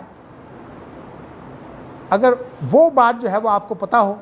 تو پھر نص ہوتی ہے. میں اس کی مثال آپ کو یوں دے سکتا ہوں کہ ایک دفعہ ایک شخص نے جو ہے وہ کسی کی برائی کی، شاعر تھا، کسی کی برائی کی، تو حضرت عمر رضی اللہ تعالیٰ عنہ کو اس نے جا کر شکایت کی کہ وہ میری برائی کر رہا ہے. تو حضرت عمر نے کہا کیا کہا اس نے تمہیں؟ تو اس نے کہا جی مجھے یہ بات کہی ہے. تو حضرت عمر نے کہا اچھا ایسی بات ہے تو میں کسی شاعر کو بلاتا ہوں، اس لیے کہ میں شاعر نہیں ہوں. شاعر کو جو ہے وہ شاعر زیادہ بہتر سمجھتا ہے کہ کلام کا مفہوم کیا ہے. تو پھر انہوں نے ایک شاعر کو بلایا، اس نے کہا جی کہ یہ اس کی مذمت ہے، یعنی اس نے اس کے اندر یہ بتایا کہ یہ اصل میں مذمت کا کلمہ ہے ہمارے ہاں. تو اس طرح شاعری کے اندر جو ہے یہ بہت بڑے بڑے کام ہو جاتے ہیں. اس لیے امام بخاری جو ہے میں نے بہت کم دیکھا ہے کہ شعر ذکر کرتے ہوں، لیکن ایک امام بخاری جو ہے وہ آگے شعر بھی ذکر کریں گے انشاءاللہ. تو لیکن کل سے انشاءاللہ آج میں جو ہے نا آپ کو صرف یہ بتا رہا ہوں. وقال صرف لفظوں کا فرق اتنا بیان کیا ہے. اعوذ باللہ من شر الفتن، یعنی اس حدیث میں جو خلیفہ کی حدیث ہے اس میں یہ لفظ ہیں کہ اللہ کے ساتھ پناہ مانگتے ہوئے فتنوں کی برائی سے. مقصد یہ ہے کہ مفہوم اس کا واضح ہے، اور باقی الفاظ جو ہیں یہ دیکھیے روایت بالمعنی قرآن مجید میں بہت ہے. میں اس لیے کرتا ہوں کہ بعض لوگ کہتے ہیں کہ صرف حدیث میں روایت بالمعنی ہے، اور وہ حدیث کو بھی قرآن کی طرح جو ہے وہ بنانا چاہتے ہیں. حالانکہ حدیث قرآن کی طرح بن ہی نہیں سکتی. قرآن اللہ کے الفاظ ہے، حدیث اللہ کے الفاظ ہی نہیں. اللہ کے الفاظ جو ہے وہ حدیث قدسی کیوں نہ ہو، یہ نہیں ہوتا کہ وہ اللہ کے الفاظ ہوں، یعنی یہ کوئی اس کی دلیل نہیں ہے. ظاہری طور پر یہ اللہ کے الفاظ ہیں لیکن بطور نص نہیں. میں نے جو نص اور ظاہر کا آپ کو فرق کیا نا، ظاہر اور نص اگر اکٹھے نہ ہوں تو پھر نص کو ترجیح ہوتی ہے. تو اس لیے قرآن مجید کو نص بنانے کے لیے جو ہے وہ حدیث قرآن کو نص بناتی ہے. آپ حیران ہوں گے کہ حدیث کے بغیر قرآن نص نہیں بنتا. کیوں؟ یہ میں نے آپ کو مقدمہ ابن تیمیہ کے ترجمے کے حوالے سے، عبدالرزاق منی آبادی بہت ماشاءاللہ قابل آدمی ہیں، ابوالکلام آزاد کے ساتھی تھے، اور ابن تیمیہ کی کئی کتابوں کے انہوں نے جو ہے وہ اردو میں ترجمے کیے ہیں. زبان اردو بھی بہت اچھی تھی. تو اس کے مقدمہ میں لکھتے ہیں کہ آپ جتنی مرضی باریکیاں بیان کریں قرآن مجید کی، تو لیکن نبی اکرم صلی اللہ علیہ وسلم کی جو حدیث ہے نا اس کا اور آپ کی علمی نقطوں کا فرق ہوگا. یعنی یہ یہاں اصل میں فقہ کار حدیث کا فرق کر رہے ہیں. وہ کہتے ہیں فرق کیا ہوگا کہ نبی اکرم صلی اللہ علیہ وسلم نے جو بات بتائی ہے نا وہ تو اللہ کی مراد ہے، اور کوئی آدمی فقہ کے کتنا بڑا فقیہ کیوں نہ ہو، کتنے بڑے نقطے بیان کیوں نہ کرے، یہ نہیں کہہ سکتے یہ اللہ کی مراد ہے. یہ بات جو ہے انہوں نے تفسیر کے اندر لکھی ہے کہ تفسیر کا ایک اصول ہے کہ جب حدیث آ جائے تو اس کی وہ تفسیر کرو جو حدیث سے ہوتی ہے. تو یہی بات جو ہے میں سمجھتا ہوں درست ہے. تو جن لوگوں نے حدیث کا انکار کرنے کے لیے جو ہے وہ اس کو بھی لفظی روایت بنانے کی کوشش کی ہے، بالکل غلط ہے. لفظی روایت بنا کے حقیقت میں انہوں نے یہ قرار دینا ہے کہ یہ وہی ہے ہی نہیں. تو اس لیے آپ کو پتہ ہے کہ مولانا امین حسن سرائی تو خیر انہوں نے جو ہے وہ جو انداز اختیار کی ہے وہ وحی کے منکر نظر نہیں آتے، لیکن انہوں نے حدیث سے بہت کم کام لیا ہے، وہ اس حدیث کو قرآن مجید کی تفسیر نہیں سمجھتے، بہتر تفسیر نہیں سمجھتے، بہتر وہ سمجھتے ہیں کہ انسان جو ہے وہ خود قرآن مجید میں غور و فکر کرے تو وہ تفسیر جو ہے وہ بہتر ہوگی۔ دوسرے نمبر کی تفسیر سے ہاں، اس کو جو ہے وہ کہتے ہیں کہ یہ خارجی ذرائع سے تفسیر ہوئی ہے۔ تو اس لیے اللہ تعالیٰ غیر کرامت کرے مولانا حافظ صلاح الدین یوسف کو، انہوں نے جو ہے وہ ان کی پوری تفسیر کا جائزہ لے کر جو ہے غالباً میرے خیال میں 2 جلدیں ہیں کہ 3 ہیں، ہیں؟ ہاں، ایک ہی جلد ہے، خیر میرے پاس ہے وہ 1 جلد، تو ماشاءاللہ اللہ تعالیٰ نے ان سے ایک بڑا کام دیا ہے۔ ویسے تو میں نے آپ کو یہ بتایا ہے کہ اصل میں جب تک آپ کو حدیث کا پورا تعارف نہیں ہوگا نا، اس وقت تک جو ہے وہ آپ حدیث سے صحیح استفادہ نہیں کر سکتے۔ اب دیکھیں نا یہاں کیا بتایا ہے کہ بڑے سے بڑا آدمی، اماموں کا امام کیوں نہ ہو، صحابی کیوں نہ ہو، اگر وہ بھی جو ہے وہ اگر ایسی بات بیان کرتا ہے اور نبی اکرم صلی اللہ علیہ وسلم جو بیان کرتے ہیں وہ اور طرح ہے، ترجیح کس کو ہوگی؟ نبی اکرم صلی اللہ علیہ وسلم کو، اس لیے کہ صحابی جو ہے وہ اگر اجتہاد کرتا ہے تو اجتہاد میں صحابی معصوم نہیں ہوتا۔ نبی اکرم صلی اللہ علیہ وسلم نے فرمایا کہ اجتہاد میں صرف نبی معصوم ہے، تو صحابی جب معصوم نہیں ہوتا، جب صحابی معصوم نہیں ہے تو جو امام ہیں ان کا اجتہاد کیسے معصوم کا اجتہاد ہو سکتا ہے؟ کتنی بڑی غلطی ہے کہ ہم ساتھ کہتے ہیں کہ وہ غلطی کر سکتے ہیں اور ساتھ ان کی تقلید بھی کرتے ہیں۔ امام کو عام تقلید جو ہے منع نہیں ہے، لیکن کسی کو خاص کر کے کہنا میں ہر بات اسی کی مانوں گا، یہ غلط ہے، کیونکہ اس سے وہ نبی بن جاتا ہے۔ دیکھو نا، عام علماء سے پوچھتے ہیں صحابہ کا کیا انداز تھا، ابن تیمیہ نے کتنی عمدہ بات کہی ہے، کہتے ہیں کہ جو سلف تھے نا، سلف اصل میں 3-4 زمانے ہیں، پہلا اللہ کے رسول کا زمانہ صحابہ کے ساتھ، پھر صحابہ کا تابعین کے ساتھ دوسرا، پھر تابعین کا تبع تابعین کے ساتھ یہ تیسرا زمانہ، ان کی آئی ہے اصل میں تعریف، خیر القرون کرنی، بہترین زمانے درجہ بدرجہ جو ہے وہ بیان ہوئے ہیں۔ تو اب یہ جو زمانے جو ہیں، یہ درجہ بدرجہ جو بیان ہوئے ہیں، ان کے اندر امام ابن تیمیہ کہتے ہیں کہ جن اماموں کی ہم تقلید کرتے ہیں ان سے پہلے تو خیر کا دور تھا نا، کیا وہ سارے عالم تھے؟ ان سے پہلے جو تھے بالکل عالم نہیں تھے، بلکہ زیادہ لوگ جو تھے وہ بدو، جانگری، دیہاتی، سارے جو ہے جن کو جو ہے وہ کچھ پتہ نہیں، پڑھے لکھے لوگ بھی بہت کم تھے۔ یہ پڑھنا لکھنا بھی آہستہ آہستہ جو ہے وہ آیا ہے۔ یہ تدوین کا جو دور ہے یہ بہت بعد کا دور ہے، پہلے لوگوں کو جو ہے یہ کتابیں لکھنی نہیں آتی تھی لوگوں کو، تو اس لیے دور تدوین جو ہے یہ مشق کی بات ہے نا، ایک چیز کو جو ہے وہ کسی جگہ درج کرنا یہ مشق کی بات ہوتی ہے۔ تو بعض لوگ جو ہیں وہ اس کی بڑی مشق رکھتے ہیں، بعض لوگ جو ہے وہ اپنی یادداشت سے کام لیتے ہیں باہر سے، لیکن لکھنا جو ہے وہ زیادہ محفوظ سمجھا جاتا ہے۔ لیکن اب تو لکھنا بھی گیا، اب تو کمپیوٹر جو ہے وہ سب سے زیادہ محفوظ ہے، اس لیے لکھنے کی بات بھی وہ نہیں ہے۔ تو میں نے آپ کو جو ہے وہ یہی بات بتائی ہے کہ ابن تیمیہ نے یہ کہا ہے کہ ان کا طریقہ کیا تھا،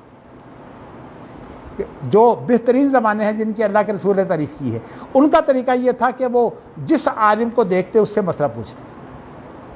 اور عالم کون ہوتا؟ ظاہر ہے کہ یہ خیر القرون کے اندر تو قرآن حدیث ہی تھا، کوئی امام اس کی تقلید چلتی نہیں تھی، بلکہ شاہ ولی اللہ نے تو تحقیق کر کے بتایا کہ 4 صدی ہجری تک جو ہے وہ تقلید پکی نہیں ہوئی۔ ویسے اپنے استادوں کی حمایت تو پائی جاتی تھی، استاد کی طرف سے کوئی جھگڑا کرے لیکن استاد کی تقلید نہیں ہوتی وہ، اس لیے کہ استاد کی بات انسان کے دل کو لگتی ہے اور سمجھتا ہے میرا استاد جو کچھ کہتا ہے وہ صحیح کہتا ہے، تو اس لیے استاد کے حوالے سے اگر بات کرے گا اس کا نام لے کر تو بالکل ٹھیک ہے، وہ روایت بن جائے گی، اس کی تحقیق ہو سکتی ہے۔ تو کہنے کا مقصد یہ ہے کہ ان کا طریقہ جو ہے، تو کہتے ہیں کہ جب ان کا یہی طریقہ تھا، خود اماموں کا یہی طریقہ تھا کہ وہ ایک دوسرے کی تقلید نہیں کرتے تھے، اور انہوں نے اسی لیے شخصی تقلید سے منع کیا ہے۔ احمد بن حنبل کے الفاظ خاص طور پر ہے کہ نہ تو میری تقلید کرو، نہ امام مالک کی کرو، ایک اور بھی نام انہوں نے لیا ہے، کہتے ہیں شخصی تقلید نہیں ہو سکتی۔ تو اصل میں جو مسئلہ ہے نا وہ شخصی تقلید کا ہے۔ ویسے جو ہے وہ ایک عام آدمی جو ہے جس کو کسی مسئلے کا علم نہ ہو، وہ کسی سے پوچھ کر، ضروری نہیں کہ وہ دلیل پوچھے، جیسے کہ امام شافعی کی بات میں بطور دلیل بیان کیا کرتا ہوں کہ امام شافعی نے جو ہے وہ جو لونڈی جس کے بچہ پیدا ہو جاتا ہے اس کے بارے میں جو ہے وہ حضرت عمر کی تقلید کی ہے، اور وہ یہ کہتے ہیں کہ نبی اکرم صلی اللہ علیہ وسلم کے زمانہ میں تو ام الورد بکتی تھی۔ اس طرح ان تفصیل نہیں بیان کی، بس انہوں نے کہا ہے کہ میں ام الولد کے آزاد ہونے کے بارے میں حضرت عمر کی تقریر کرتا ہوں۔ کیا مطلب کہ حضرت عمر رضی اللہ تعالیٰ عنہ نے جو بات کہی ہے مجھے سمجھ تو نہیں آئی پوری طرح، لیکن میں بغیر دلیل کے ان کو مانتا ہوں۔ حضرت عمر بہت عظیم آدمی ہے، تو اس سے معلوم ہوتا ہے کہ اگر امام شافعی کو کوئی بات نہ آتی ہو تو وہ کسی عالم سے پوچھ سکتے ہیں، اس کی تقریر کر سکتے ہیں۔ اس لیے ہمارے ہاں جو ہے خاص طور پر اہل حدیث نے اس لفظ اہل حدیث کو اتنا جو ہے رگڑا ہے، اتنا رگڑا ہے کہ اب جو ہے وہ اللہ کے رسول کو بھی کہتے ہیں وہ بھی اہل حدیث ہے۔ اہل حدیث ایک اصطلاحی نام ہے، یہ دعویٰ کرنا کہ بھی ہم اللہ کے رسول کی طرح ہے، یہ بات صحیح نہیں ہے۔ نبی اکرم صلی اللہ علیہ وسلم کو تو خود آپ کی تو زندگی ہے حدیث، تو آپ کو کہنا کہ آپ اہل حدیث ہیں یہ بات غلط ہے۔ اسی طرح صحابہ بھی اہل حدیث تھے، نہیں، یہ اصل میں ایک دور آیا تابعین کا، اور ان کے اندر اختلاف ہوا ہے۔ میں نے آپ کو پہلے بھی بیان کیا ہے، اہل الاثر اور اہل الرائے، اور ان کی جو خاصیتیں ہیں وہ بھی میں نے آپ کو بیان کی تھیں، لیکن آپ اس سے فائدہ اس وقت اٹھا سکتے ہیں جبکہ وہ خاصیتیں جو ہے وہ آپ یاد رکھیں۔ میں ویسے خواہش کرتا ہوں کہ میں دونوں میں سے کوئی ایک بزرگ جو ہے وہ میرے پاس بیٹھ کر ایک مضمون تیار کرے گا، اس کا جو ہے وہ یہ خاص طور پر کتابوں میں نہیں ملتی یہ چیزیں، تو میں چاہتا ہوں کہ ایک مضمون کے طور پر جو ہے یہ چیز آ جائے، تو میں آپ کو جو ہے وہ انشاءاللہ تعالیٰ اس مضمون کے تمام نکات میں لکھوا دوں گا، اس کے بعد پھر ترتیب دے کر مضمون آپ تیار کر دیں، ٹھیک ہے جی انشاءاللہ۔ لو جی، اللہ تعالیٰ جو ہے وہ ہمیں توفیق دے۔ دل تو چاہتا ہے کہ وقت زیادہ ہو، لیکن دیکھیے میں تو اپنی طرف سے انشاءاللہ تعالیٰ 2 بجے تک رہ جاؤں گا۔ چلیے جی، مجھے پتہ ہے کہ آپ یہ پڑھنے کے بعد جو ہے پھر آپ آرام